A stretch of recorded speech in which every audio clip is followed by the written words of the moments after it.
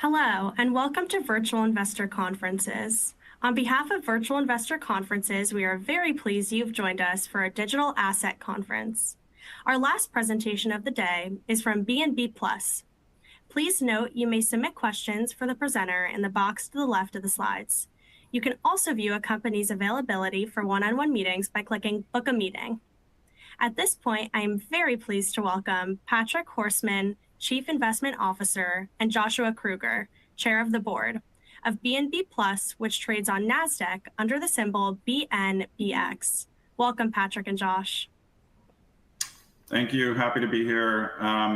Josh and I will give just quick bios on ourselves to kind of set the tone of why we're involved in this business, and then walk you through kind of what we've done over the last couple months, creating this digital asset treasury focused on BNB and the Binance ecosystem, why we chose BNB, what makes BNB Plus different from other DATs, the yield strategies that we're implementing, how we have some claims on Binance's earnings, and then we'll give you a quick summary of our DNA business, which was our legacy business, and then just some final closing remarks and Q&A. So I'm Patrick Horstman. I'm one of the founders of BNB Plus. We started this journey back in June, looking at the digital asset treasury market, looked at different tokens, and got very excited about Binance and the BNB ecosystem. My background, I've been a hedge fund manager for 25 years, have raised 15 billion plus for myself and other managers, ran a litigation finance business for 15 years that managed 1.2 billion. JP Morgan and Blackstone are my largest investors. Got heavily involved in crypto starting in 15, launched my first crypto hedge fund starting in 18, arbitraging the Grayscale publicly traded trust for a couple of years. And then in early 21 with Josh and our other partner, JR, launched a hedge fund called Corp focused on decentralized finance. We made over 300 investments in different liquid token projects and venture deals. We sold that business in 24 to a large crypto conglomerate, and then started working on the digital asset treasury idea in 25 and did our PIPE transaction in September. So I'll turn it over to Josh for his bio. I appreciate it. I have a computer science background, so not from finance, but I started in college mining Ethereum when I was very early, and then through that got into high frequency trading and started a fund that did high frequency algorithmic lending. And this was very early, so the market was different then. Ran that fund through 2016 and 17, and then I did a distributed compute firmware development for a little while after that. And then in 2020, came back to do a DeFi fund, which is kind of like the very seed of the strategies we're kind of running here. I ran that until I met Patrick and his team. Ended up folding my fund into Coral Capital, and then we ran Coral Capital till 24, where we sold the DNA. Excuse me. And we sold the DNA into 24, and then we started BNBX here as a digital asset treasury play, kind of capitalizing on the strategies we had developed through Coral and the previous funds, and now applied to public markets and the opportunity at BNB. So I'll give a quick comparison, just set the tone of what a digital asset treasury company is historically. Many of you are probably familiar with MicroSaylor and MicroStrategy. That was really the first kind of publicly traded digital asset treasury company where a software business started buying Bitcoin on their balance sheet. After that, there were some other Bitcoin treasuries, some Ethereum treasuries, some Solana, and there's been a couple of BNB launched. We really approach this business as, first off, looking for a token and an ecosystem that's productive. And what that means is you can generate yield from the ecosystem and from the tokens. Bitcoin, unfortunately, it's a great token. It's kind of the thing that got everyone started in the industry, but Bitcoin really doesn't have any native yield. So to us, it doesn't make a lot of sense to have a Bitcoin digital asset treasury. There are more effective ways, like just owning Bitcoin yourself or buying a Bitcoin ETF with a very low cost structure where you can get Bitcoin exposure. And we don't feel that the DATs that own Bitcoin are really adding a lot of value. That's a little bit different for the ecosystems of Ethereum, Solana, and BNB. And we're familiar with all those. We traded all those tokens in our hedge fund lives. But we were most excited about BNB and the Binance ecosystem because the BNB token is actually part of Binance. And if you're not familiar with Binance, it's the largest, most successful business in crypto. It's the 800-pound gorilla in the industry. Most US investors are familiar with Coinbase. It's a great company. Binance is actually 7 times larger than Coinbase. Coinbase does 6% of global trading volume every day. Binance does 40%. So just some quick stats on Binance: 300 million active users, 145 trillion traded on Binance since inception in 2017, 34 trillion traded in 25. There are 490 different tokens available to trade on spot and 584 tokens available to trade on future. One of the things we'll talk about is our yield strategy, but there's a component of Binance called the launch pool, where if you hold BNB tokens and have a Binance account, they airdrop you tokens of other projects that are coming to be listed on Binance. Last year, they distributed 782 million in free tokens to BNB holders. And additionally, there's 20 million merchants that use Binance Pay. So this is a very large business. Post the Biden administration's kind of crackdown on crypto, Binance stopped operating in the US. So it's not currently available to US users, but we think that's something that may change over the next few years, and they may enter the US market again. Really want to focus on what makes BNB Plus different from other DATs. And I'm going back to kind of the productivity around the token and the ecosystem. So we have 4 different yield strategies that Josh will walk you through in a minute. But really the reason that you want to own BNB Plus versus owning BNB directly is with us and our team and our yield strategies, over time, you'll end up owning more tokens per share than you would own if you just owned the token yourself. So we think BNB is one of the best ecosystems to generate yield and do it in a low risk way. And I'll turn it over to Josh to walk you through the 4 different yield strategies that we're employing. Yeah. So the Binance ecosystem is pretty unique in the way that you can generate yield, primarily because a large number of projects and just companies in the Web3 ecosystem want to launch on the Binance platform. They have 300 million active users, so it's by far the largest launch platform. And so we have a couple core strategies, and some of them are unique that can only be done on Binance, and normal US investors can't get access to them. The first, which is pretty common, is native staking. It's kind of like Ethereum, and BNB was originally a fork of Ethereum, or a fork of the code of Ethereum. And that's about 2% estimated on a look back. The second, which is Launch Pool. Launch Pool takes advantage of that dynamic where teams want to launch their tokens on Binance. And in exchange for the ability to do that, Binance will take some portion of the token supply and then distribute that back to BNB token holders, which is us. On a 2-year look back, that's like 9 to 14% annualized returns. And that's like selling the granted tokens pretty much immediately after getting them. So there's some variability there. The third strategy is providing liquidity on PancakeSwap, which is the leading DEX, which is very similar to Uniswap, does similar volume, with BNB token and a staked derivative of that. In this case, list the DAO. We think that on a look back can do about 7 to 9%, and that's basically automated market making on the BNB chain. And the last is this is kind of looks back to our hedge fund days, but collateralize the BNB, borrow against it, and then take advantage of kind of more or less delta neutral strategies with the borrowed capital against the BNB. And that there's a lot of availability in crypto for that, and they kind of come and go. So that'd be a opportunistic stance we would take if something like that were to present itself, which it regularly does. So those are the 4 core yield strategies. We think 8 to 12% annualized is a good target and very achievable and attainable, and seen in the wild. So we think we can do that on the entire treasury that's liquid. Josh, do you want to talk through some of the tokenomics around the BNB chain as well? Yeah. So BNB also, another thing that makes BNB unique and attractive to investors in this context is the way they've configured the tokenomics. And I'll go back up here to the Binance slide or part of the site. And this is our live site, BNBX.io, if you just want to go there directly. But so being that the Binance is the largest exchange in the world, and they don't have an available equity, CZ owns pretty much the entire thing. BNB kind of acts as their faux equity or pseudo equity.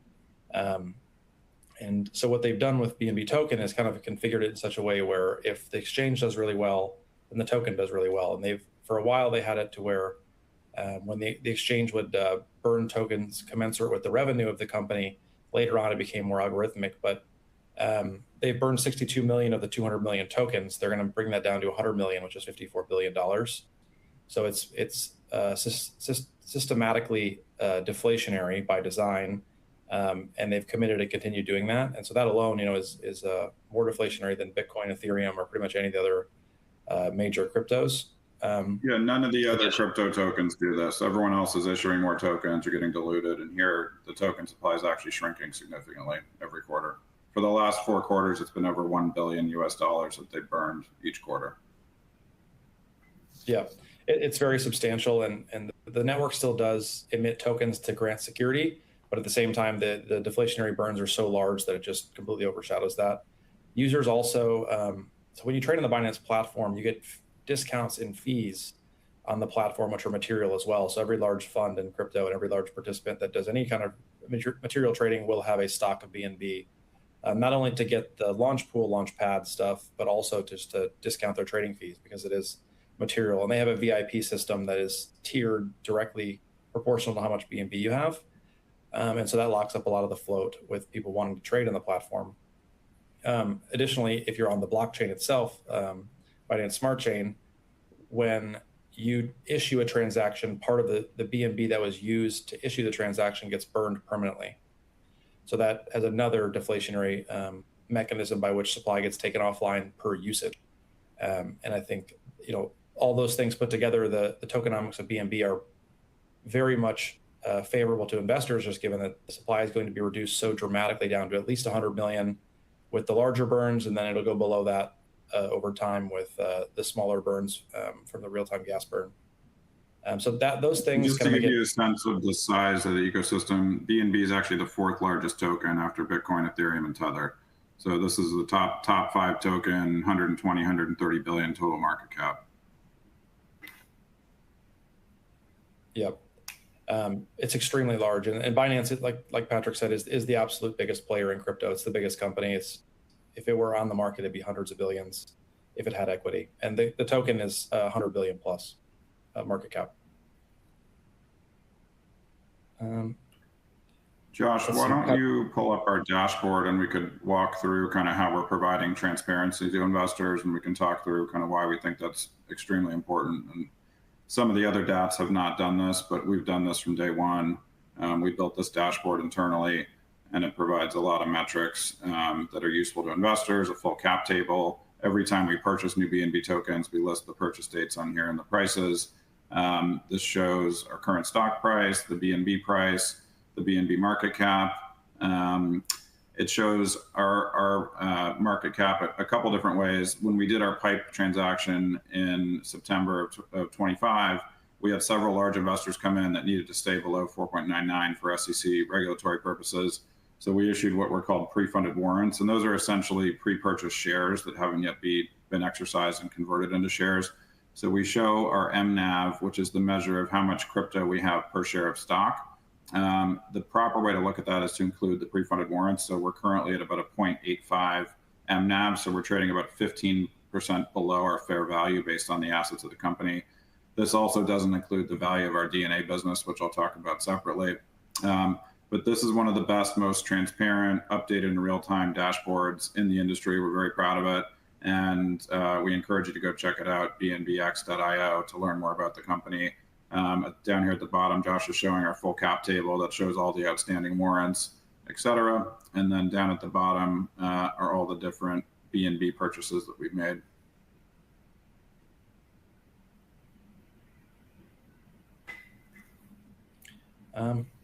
Patrick, do you want to quickly run through LinearX? Sure. So prior to us getting involved with the company was called Applied DNA Sciences. They've been around for about 25 years, have an extremely large IP and patent portfolio around the manufacturing of DNA and mRNA. Everyone remembers kind of the COVID vaccine, and that was one of the first to use mRNA in a big way. The company was heavily involved in COVID testing as well, has manufacturing facilities in Long Island. And the company had really been doing very interesting work, but kind of had a bloated cost structure. Some prior management wasn't really running the company properly. And we came in and helped the current management team, Clay, who's our CEO, and Beth, who's our CFO, kind of reduce headcount to a manageable level, get costs under control, change some legal firms, just kind of right-size the cost structure for the company of where we currently stand. And when we came in end of September, October was actually the company's first profitable month in its history for that operating subsidiary. So we've gotten that business to break even to slightly profitable. We've gotten some big orders from some of the biggest customers, and it's a solid business. We're cautiously reinvesting in it, and hopeful that that will contribute earnings over time to the company, which can be reinvested in BNB and additional yield strategies. Perfect. I'd also like to touch briefly back on a couple of the things around kind of BNB tokenomics and some of the yield strategies and kind of how those relate to potentially claims on Binance's earnings. So since Binance isn't public, there really is no way for public investors, private investors, to get exposure to what is one of the best businesses in the crypto space. So the BNB token is kind of your best way to get exposure to the ecosystem. And it does link up directly with kind of the performance of the business in a couple different ways, and I'll reiterate those. The first is through these the burning of the token. So as Josh mentioned, that used to be directly tied to the actual revenue. Now it's just kind of a more systematic algorithmic number, but it's significant. It's over $1 billion per quarter over the last 4 burns. So BNB holders are directly participating in Binance's earnings through that burn mechanism. The second is through the launch pool, where when Binance lists a new token, they charge a listing fee that could be 2 to 5% of the total token supply charged in tokens. And that, rather than putting in their pocket and keeping for the business owner, those are distributed to the BNB holders. And last year, that was 782 million of tokens that were distributed. You don't have to make any investment to get those. You just have to hold BNB, and you get the pro rata amount based on your BNB holdings. So since we're a large BNB holder, we'll be getting those airdrops on a regular basis. It's generally our plan is to sell those, turn them back into more BNB, and keep reinvesting in the BNB strategy. I think that's most of our presentation. Josh, do you have anything else you want to run through before we open up for Q&A? I think just the takeaway for people that are not familiar with Binance itself is, and just the nature of this opportunity is, Binance is an international company. Like Patrick said, it is the largest crypto company in the world, but in the United States, awareness is very low. They had an offering here through some regulatory stuff. The last administration got kind of taken down to an insignificant amount, but we think there's a large chance that they could re-enter the U.S. in a meaningful way. And if you've been in the crypto space a long time, you know that Binance is the juggernaut, and it's an exceptionally run business. And that's the reason it's so big. It's not just big for no reason. And the main entrepreneur, CZ, is a phenomenal entrepreneur, and you really shouldn't bet against him. The tailwinds here are for us are access. Really, this is just now becoming available to U.S. investors. I mean, there's only 2 things in the public market you can really get access to here. It, up until recently, wasn't even listed on major exchanges. It's still not listed on Coinbase. So U.S. investors really don't have the ability to purchase it unless they are kind of more sophisticated. And so we're early to the trend for the best company in crypto. They haven't entered the U.S. in a meaningful way in size yet. Their token is kind of best in class in terms of the tokenomics and the tailwinds it creates for investors and alignment between the company and investors. And then also, this is all pre-Binance kind of pivoting institutionally and going after the institutional business. Up until now, it's been basically a retail business. And I think, all those things combined with the timing and the access of our vehicle, and then you layer on our yield strategies where you're actually increasing your exposure systematically over time to this through us underlying compounding yield. It's it's the best way to play the Binance and BNB ecosystem trade. And really the only way to play it. So we think it's one of the best ecosystems to generate yield in. The 4 yield strategies we ran you through are all non-directional. And what that means to a layperson is we're not adding additional risk. So the launch pool, for instance, we're being given free tokens that we're selling and turning into more BNB. The staking natively, that's just staking tokens to a validator to secure the network. We're not taking directional risk there. When we provide liquidity on a decentralized exchange like PancakeSwap, we're just maintaining our 1x long BNB exposure. We're not adding more risk there. And when we collateralize the BNB and borrow stablecoins, again, we're not taking any directional risk with the stablecoins. So given our hedge fund backgrounds, we definitely could add strategies that actually add risk and have potentially higher returns. But given this is a public company and our priority is to preserve the principal and to generate nice, consistent yields without adding additional risk, I think that's an important piece for investors to understand. So we're starting to get some questions coming in. I'll read off the first one here. Strategically, how do you see the nucleic acid IVD business fitting in with BNB Treasury story over time? Core pillar, cash generator fund BNB, or something you might monetize or spin at some point? So our goal initially was to get that business under control from a cost standpoint so that we weren't eroding the Treasury. We've accomplished that. Our CEO, Clay, and Beth have done a fantastic job working through some of the challenges there that had been around for the company for a long time with prior management. And the business is now stabilized. We've gone to a lot of the key customers and worked with them to get orders. And there is the potential to potentially spin it off at some point. That's not in the cards right now, but it's definitely a possibility down the road. All right, next question. You've said LinearX is expected to narrow losses and approach profitability following restructuring. What are the key milestones or margin targets you would give confidence this business is structurally profitable, not just benefiting from a few large orders? So the biggest thing is we right-sized the headcount. There was way too many people at this company that had been here a long time. Great team of people, but just wasn't the proper headcount structure for the business given its current revenues. I can't comment on specific milestones or margin targets, just that we've now right-sized the cost structure across both this division and the public company itself. And we're in a much better position to be profitable. And there remains a strong interest from our existing customer base and new customers in this business line. We think that it's one that can work well with the BNB Treasury strategy, but it's possible this business will be divested at some point and we bring in a new operating business.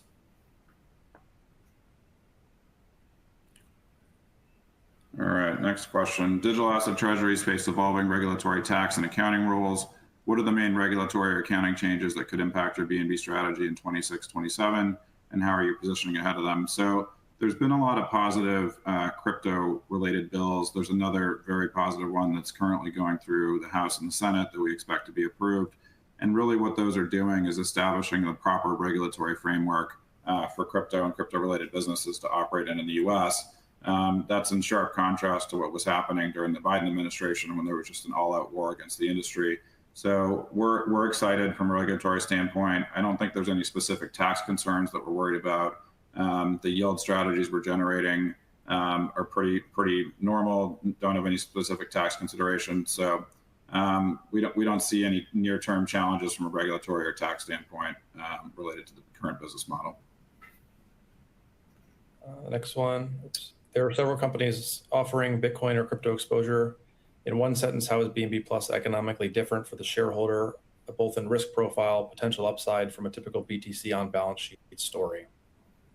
The biggest difference for us is the ability to generate yield. I mean, given the background in our hedge fund experience and having done these strategies before, we expect to be yielding, 8 to 12% is what we kind of back tested at.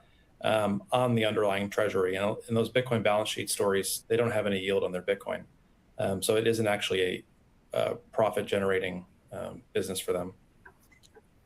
Yeah, it's probably a negative yield with the expenses of running the company. So that's the big differentiator. We intentionally chose a very productive asset from an ecosystem that's one of the best in the world, that's growing, that has one of the best businesses in the industry associated with it.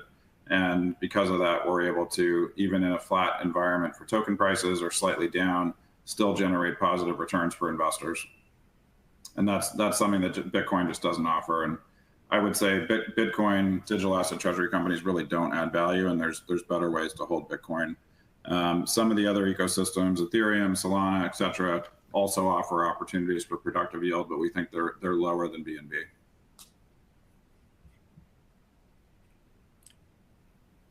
Given the stock's current trading range, go ahead, Josh. Given the stock's current trading range and volatility, what is your philosophy on using the equities as a currency for growth versus protecting existing shareholders from further dilution? Generally speaking, we're only really looking to do things that are accretive to shareholder token per share value.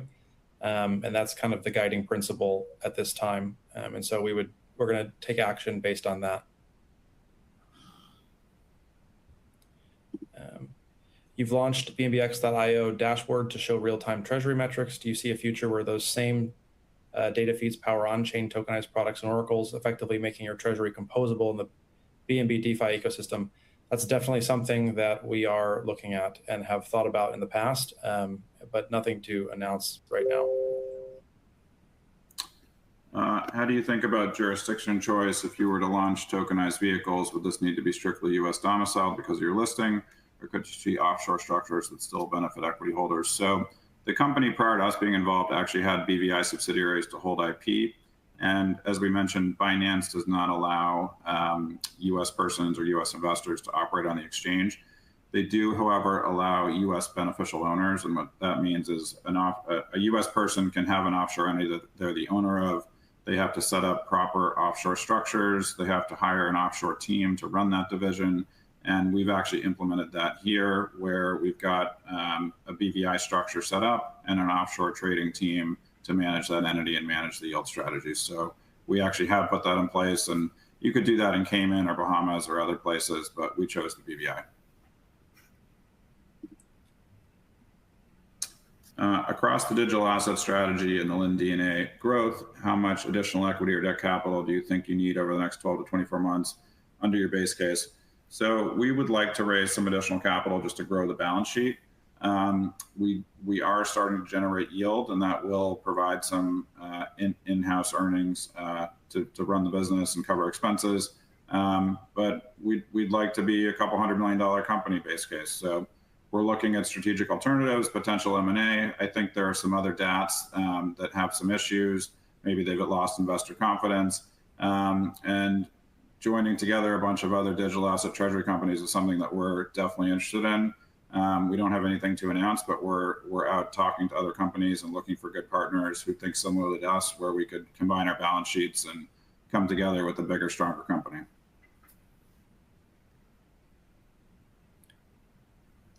You recently added 3,349 BNB to the treasury for about $3 million. How do you decide when to deploy additional capital into BNB versus holding cash or other opportunities? So we look at the token price, and opportunistically, when we think it's traded down based on Trump tweet or some other news, we're more inclined to purchase it. That being said, we're long-term holders and we're averaging in over time. So when we have cash to deploy, we typically are deploying it. But when there are kind of dips in the price, we're more excited about adding tokens to the balance sheet. If you look at the end of 2026, what would you personally call a win for BNB Plus in hard numbers? BNB yield, held on the treasury, or revenue and profit? I think hard numbers for us for end of 26. We'd like to actualize 8+% yield on the treasury. We think we can do 8 to 12, but it's the beginning of the year, and I think realizing that number on our liquid BNB would be the big win. Yeah, and I think that's the best way to measure our performance. We'd obviously like to grow the balance sheet, but that's more opportunistic. But the true measurement of how we're performing will be how the yield strategies perform and how we can grow your tokens per share and compound those over time. One of your directors, Elizabeth, just resigned. Has it led to any governance or board changes that are relevant for how you oversee digital asset risk and capital allocation? It's important that the board be knowledgeable on crypto and aware of the space and have the connections and network to really facilitate this strategy. So the board is kind of looking how best to have manpower that can do that. And I think these are opportunities for us to, go that direction and find those people that can really help us out. Josh, I think we'd missed one question. You just announced a $1.2 million LIN order, the largest in company history, and expect over $1.5 million in LIN shipments in first half 26. How should we think about the sustainability of that demand versus it being a one-off transaction? We've gone back to some of our largest existing customers and are in talks with lots of new customers as well. I can't really comment on kind of potential orders that are coming, but given the revision in the cost structure and headcount of the company, we're in a much better position for that division to be profitable on a go-forward basis. And we're excited about the prospects for that business in general.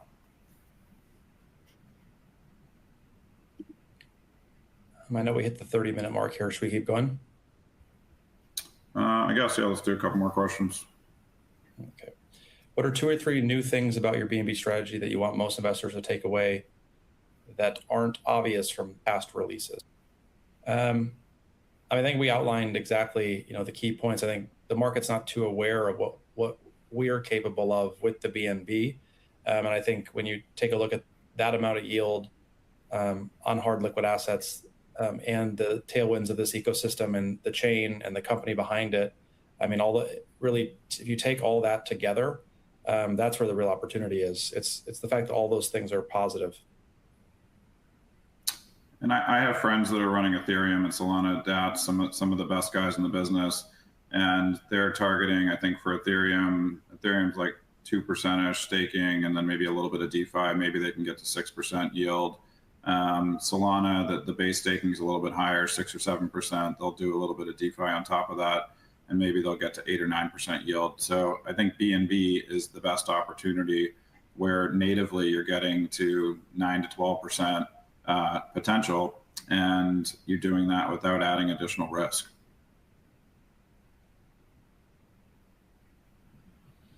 I think that's all the questions we got. Thank you for listening. Josh and I are open for one-on-one meetings for the next couple of days. Please click the link on the conference website to schedule meetings with us. We'd love to talk to you in more detail and answer more questions. Thanks for listening. Appreciate it.